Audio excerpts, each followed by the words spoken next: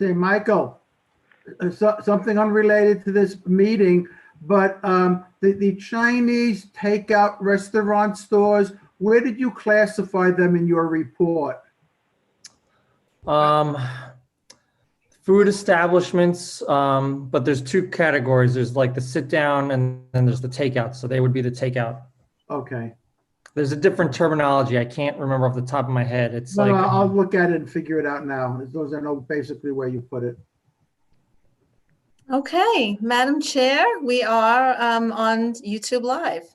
Okay, Josephine, thank you so very much, and welcome to everyone and to all of our committee members who are here tonight. We're very happy that we have a quorum, so thank you all for making time to come to this evening's meeting.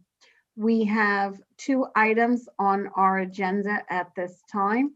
The first is the proposal by MTA to install a part-time S79 bus layover at the southeast corner of 4th Avenue and 87th Street. And I see that we have some of our friends from the MTA who are here. I believe I saw Melissa Farley on the screen a moment ago. Hi. Hi, Melissa. Hello. Hi, everybody. Happy New Year. I know it's the middle of February almost, but Happy New Year. I haven't seen you guys in a long time. Nice to see you. Okay, so am I okay to start? Yes, yes. Okay, okay. I'm putting up a picture of the location. Okay, so as you guys know, in July, the end of July this year, we finished the work on the new elevator, opened that. They worked through COVID to get it open. And as we've talked before, there's a lot of bus traffic there. One of the things they've noticed since we opened is that the S79s are backing up and double parking as they're waiting to pull into the bus stop between 86th and 87th Street behind that bump out. So what we've requested and what DOT has agreed to was to give us a part-time layover on that, what we call the northeast corner of 4th Avenue at 87th Street. So in front of the D2, so that's the east side. So we kind of call it Yeah, we have this down as southeast. Southeast, I'm sorry. Yeah. I'm going in the other direction. I apologize. Yes. I'm thinking of the S53. I apologize. Yes, the southeast corner. So DOT went out and did a real-time observation with some cameras to see what the traffic was like and the bus traffic, and they agreed to a part-time layover between 6 and 8:30 in the mornings, so that the buses, the S79s, can lay up there and then pull up into the stop during the busiest time in that peak in the morning. So that's the proposal. I do know that the board, I had talked to Josephine when I called her about this. I do know that the board is concerned about the bigger picture of bus operations in that area.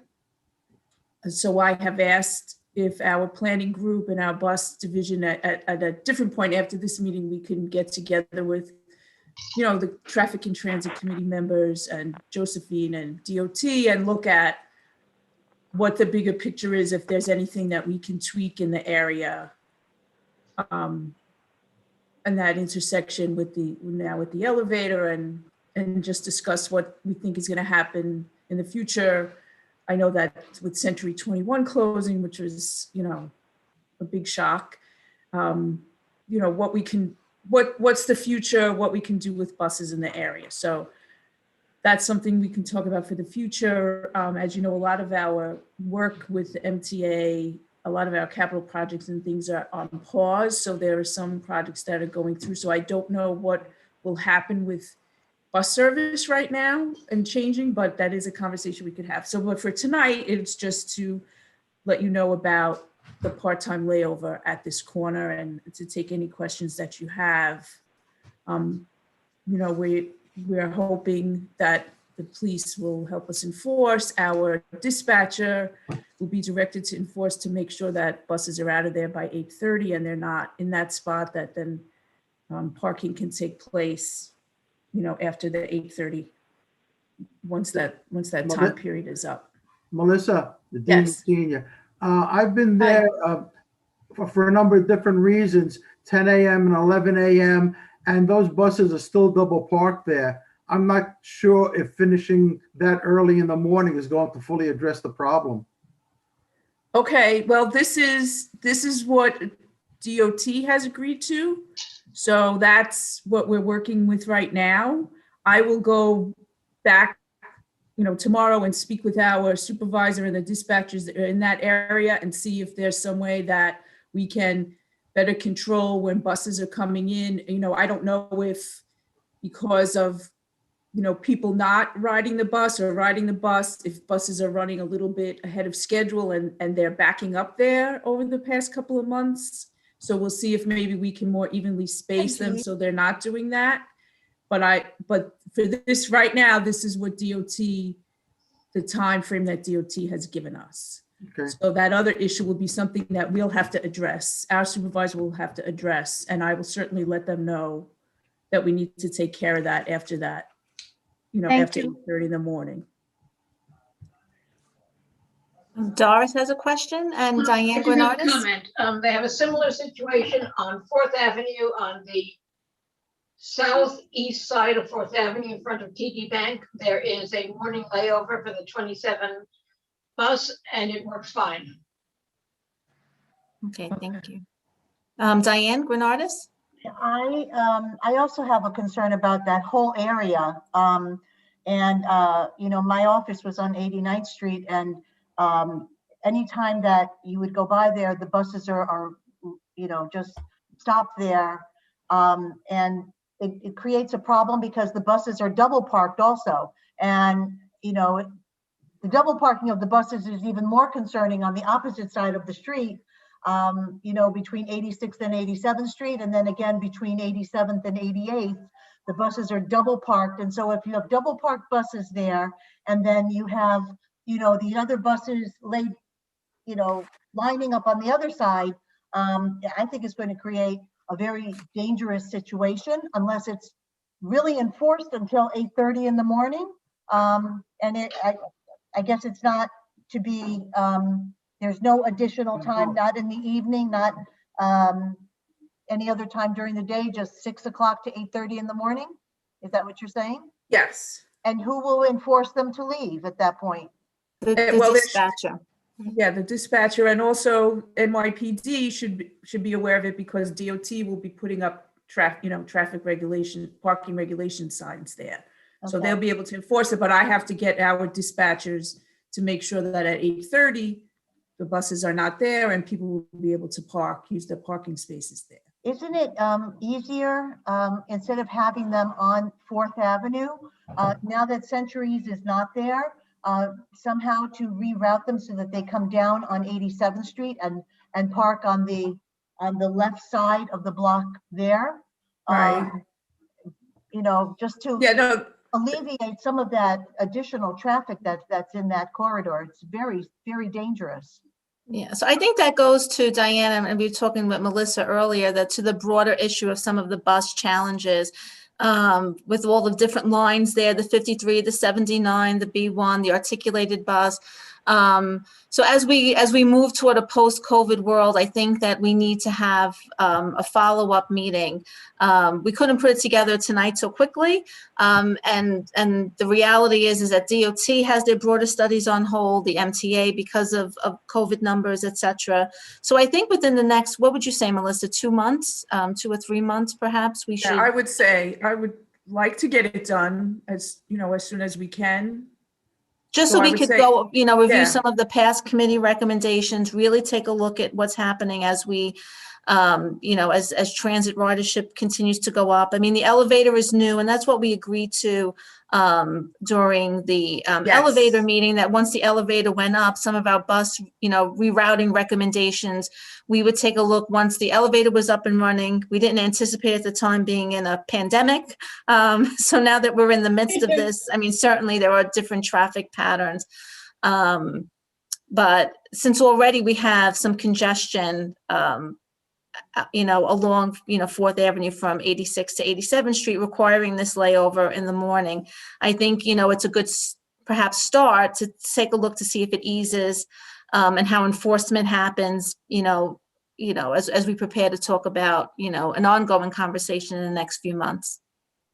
I don't know how Yes, you I feel would about like to, we could get some, Dorothy had given me some dates if you guys want to have it, at a TNT meeting, or if you guys want to have even like a kind of a prep or a pre-meeting just to bat ideas around with our, I would like to have somebody from our planning group there, and also from what we call road operations for both the Staten Island division and Brooklyn, because they're really the ladies and gentlemen who are out there that see, they're dealing also with the traffic every day too, and see what you guys see. And they have some good ideas too. So we'll work on that. I would say yes, within the next 2 months, definitely at least looking at when there's not so much snow on the ground too. So, Right. Okay. Larry Stelter has his hand raised. Larry, you're on mute. Larry, you can I'm unmute. okay now? Yep, you're good. No, I was wondering, you're saying that, is this gonna really help? Is it shouldn't be the other way around? The buses should actually be waiting there in the morning, or? Are the buses gonna come in from Staten Island and discharge at this new bus stop? Is that the idea, Not a or? new bus stop.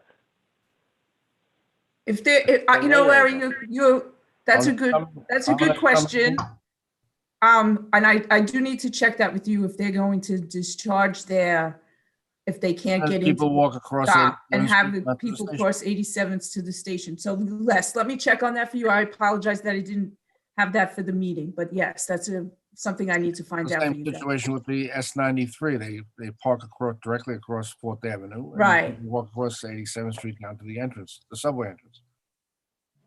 Correct. Yes. Yeah. And this 93's been like that for a couple of years, about at least 5 years, I think. Yes, this has been. So that's something, yes, that we, as Josephine and I talked and here tonight, that's something that we want to look at, maybe addressing for the future, that, how far people are walking, how much space the bus operations are taking up in the area, that kind of thing. So I'll definitely find out for this temporary layover, what's the plan there, if they'll be dropping people off or not, and I'll get back to you guys on that. Do you also consider doing this in the morning as well? If you have the buses stopping there, they're not going to be clogging up on the next block from 86 to 87. See, and this is only strictly in the. This is only in the morning. Only in the morning. Only in the morning. No, you consider in the evening. In the evening, trying it in the evening. No, only in the morning right now. Only in the morning. Only in the morning. This is what DOT agreed to after they went out. So, I don't want to push anything, our guys, we would, love to have as much bus space as we can get. So I don't want to, this is what we have, and we're going to see how it works out. Right. Okay. Well, And thank you, Melissa. I apologize. I had some technical difficulties and I got booted off and I'm back. So I apologize. And I thank Josephine and the committee for continuing and for carrying on with the information. Just to double check if anybody else had any questions. I think that when you started. I think we have one more question, just Michael Devine. You had said that the committee was concerned about the crowding in that area, and I think that was initially what we were hearing. Thank you, Michael. So my question is, so they did the observation of the area. Did they also speak to the business there? Was it D2 is over there? Yes, D2 and the gym. Have they spoken to them to see if they have any sort of issues with the buses parking there? Like, do they get like loading or unloading going on there? I'm not terribly familiar with that area, but I did reach out to both the gym and to D Squared.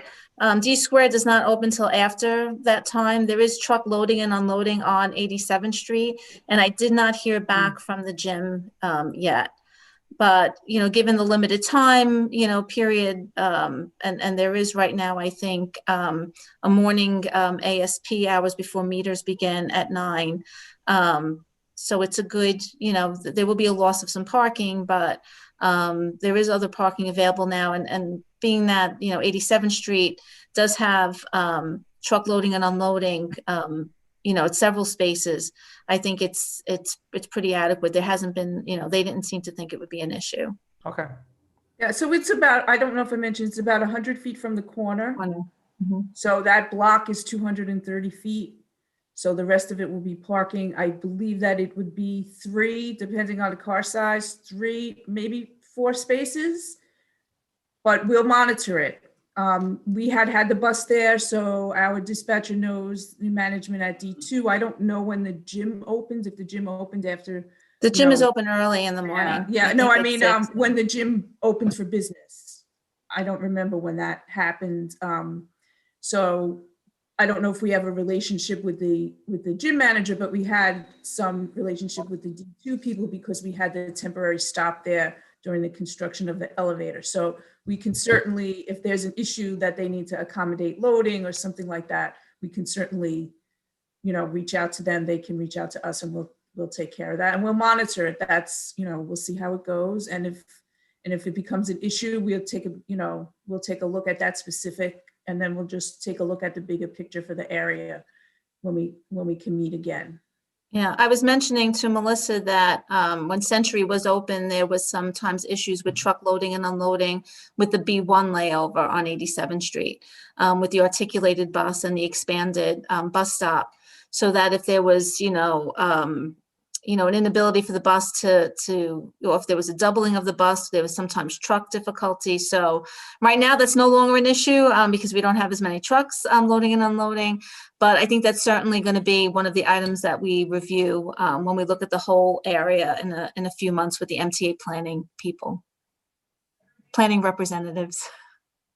And don't forget the B1 discharge is just across the street there. So that on Yeah, 80 That's what I was saying on 87th Street. Yeah. Yes. They discharge their passengers. Just should be on this. Mm-hmm. Right. The B1's last stop on the articulated line is on 87th Street, right off of 4th Avenue. But they're not using them now, are they? Are they back to using them again? They are using it. Yeah. No, they're using they're it. using the articulated buses where during Yes. the snowstorm they were banned, but now they're back. I saw one today. Okay, so they're back. Yeah. Because they said they had stopped using them now. Right. Yeah, they were. It's during the heavy snow. During the heavy snow. Oh, okay. Yeah, but they're back. I saw one today. Streets. Okay.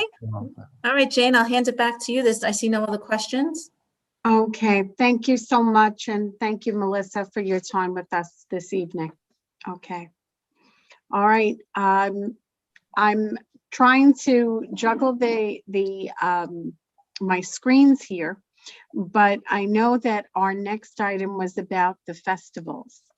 And Yes. review of the festival applications. And although this is a time presently when we're not gathering, we have to have hope. And one of the things we have hope for is that if we put things in place, maybe they can happen. If we don't put it in place now, I believe we missed the window. So is that correct, Josephine? That is correct. So prior to our meeting, we reached out to the Mayor's Office of Street Activities, and right now officially there are no new festivals or street events through the end of February. So we're kind of working on a month by month as we proceed. So what we did advise our applicants was to and we spoke to SAPO about this. So we did advise, because street festival applications are due December 31st of the prior year. So with the unknown moving ahead into 2021, our recommendation was to apply and that we would just monitor it. So February has historically been the month that we invite our applicants to review the prior year and take a look at the new application. But because there was no prior year events, we said that for the sake of the applications that were submitted, we would just reaffirm our approvals that we had last year. There are 3 events that are proposed for 2021. That is the Fifth Avenue Festival on June 6th from 10 a.m. to 6 p.m., the Third Avenue Festival on October 3rd from 10 a.m. to 6 p.m., and the Holy Cross Greek Cultural Festival, which would be September 16th to the 19th from noon to 9 p.m. Again, these all may be canceled, maybe they won't be, we just don't know. But we, in the month of February, at the February board meeting, we typically vote as a board with our recommendations. So in talking to Jane and to the mayor's office, I just wanted to share with the committee and just review our motions that we voted upon last year. The first was for the Holy Cross Greek Cultural Festival, which was ID number 556108. So Community Board 10 had voted to approve the application for the Holy Cross Greek Cultural Festival located on Ridge Boulevard between 84th and 86th Streets let's see. So this would be 9/16/21 through 9/19/21 from noon to 9 p.m. And a breakdown allowance to 11:30 p.m. with the same stipulation be put in place as last year that all music will end at 10 p.m., which is required. New York City noise code is required that all music ends by 10 p.m. So that is the first festival, and we typically do these in three different votes. So let me see, I'm going to stop share for a moment. And so we're going to try something new. We're going to launch polling, and this is for board members only. So if there is a, Jane, I guess a board member would have to make a motion in a second. And then I'll put up the motion, and we could try this together as a group. And we're all, for the first time, it's so exciting. Yes, Jane, Doris. Before we vote, Oh. I have a question. Okay, My question? yes? Okay, if the festival ends at 9, why does the music end at 10? No, I think did I say it ended at 9? Yes, Okay, it's listed as 12 to 9 on the On the sheet, page yes. you just showed us. on the sheet. I don't know why it was listed at 10. Is I that think they have a breakdown time to 11:30. So that's probably it. So like maybe they wind down at that time. So the street levels, they also have dining on the sidewalk area. So maybe it's the streets that open. I'll verify. I'll check that out. I'm not really I sure. think that's inconsistent, and since there have been problems in that area, I have concerns. You know what? Okay. I'm noticing that the ID number on the page, I had taken a quick picture that it was from 12 to 9, but in the motion, it's listed that it's between 1 to 10. And it says it there that the setup begins at Okay. 9 a.m. and Yeah, breakdown by 11:30. So you're right. It is 1 to 10. It's 1 to 10 p.m. Thank you, that clarifies it, thanks. sure. Okay. Okay, Jane? All right. So now we need to ask for a motion no, we have our motion. We need a second. We need a Joe, second. Joe, Second. Oh, Jo- Okay. second. thank Okay, you, now- Joe. Now, do Oh, all board here it members is. see it? Yes, I do. Wonderful. So we just make our selection and hit the Yes, only submit board button at the members. bottom. Committee. Yes. Excellent. You are really getting wild with this stuff, Joe. I know. We're learning so much. It's so exciting. Okay, does everyone finish? Let's see. Yes, we have 11 members and 11 voted, so I'm going to end polling, and motion carries with 9 members voting in favor with 1 recusal and 1 abstention. So thank you, everyone. Thank you. Okay. Okay. And having So been a next. guinea pig on this process, I will tell you, as part of the polling, they get the total results, but then afterwards, they can give us the specifics of who voted Right. We have a full report by person who.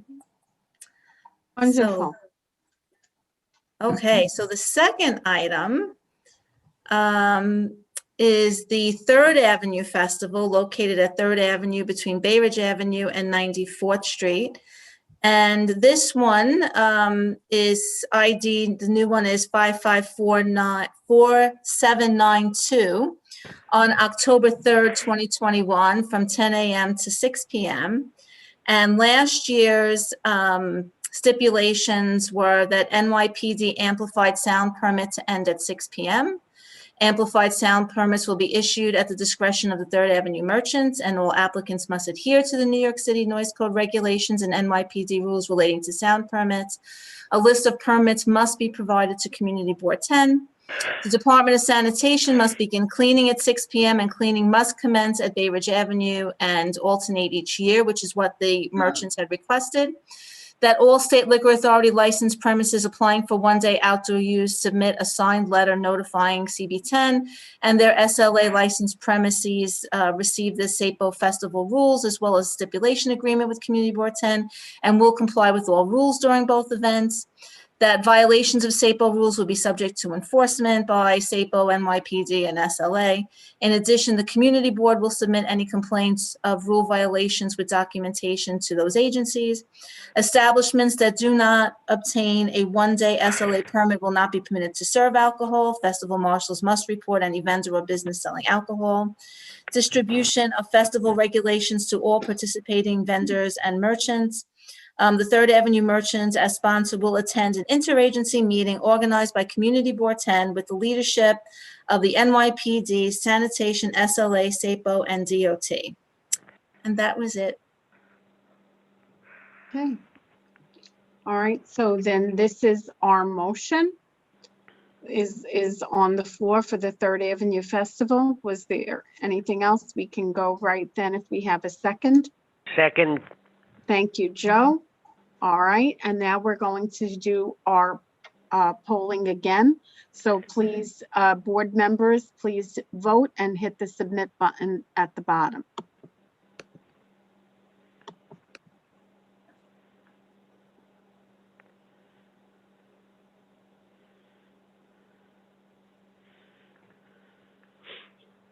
Okay, so, and polling, and so we have motion carries 90% in favor with one recusal. And we're going to go to item number 3. Share screen. Okay, now the Fifth Avenue Spring Festival located at Fifth Avenue between Bay Ridge Avenue and 85th Street, and the date would be June 6, 2021, also from 10 a.m. to 6 p.m. And I believe the steps are basically the same. NYP amplified sound to end at 6, that the sound permits will be issued at the discretion of the Fifth Avenue Business Improvement District, and all applicants must adhere to the noise code regulations. The Department of Sanitation must begin cleaning after the event closes at 6 p.m. All licensed premises applying for the one-day outdoor use must submit a signed letter notifying CB10 that their SLA licensed premises receive the festival rules as well as the STIP agreement. Violations of SAPO rules will be subject to enforcement by SAPO, NYPD, and the State Liquor Authority. In addition, the community board will submit complaints of rule violations with documentation to SAPO, NYPD, and SLA. Establishments that do not obtain a one-day SLA permit will not be permitted to serve alcohol. Distribution of festival regulations to all participating vendors and merchants, and the Fifth Avenue bid as sponsor will attend an interagency meeting organized by CB10 with the leadership of the NYPD, Department of Sanitation, SLA, SAPO, and DOT. So Okay, that's so then that's our last motion that's up on our screen now. So we need a second of that as well. Second by Joe. Thank you, Joe. All right, and now we're going to have another technologically savvy vote. All right, we're ready to vote on the Fifth Avenue Festival. Okay.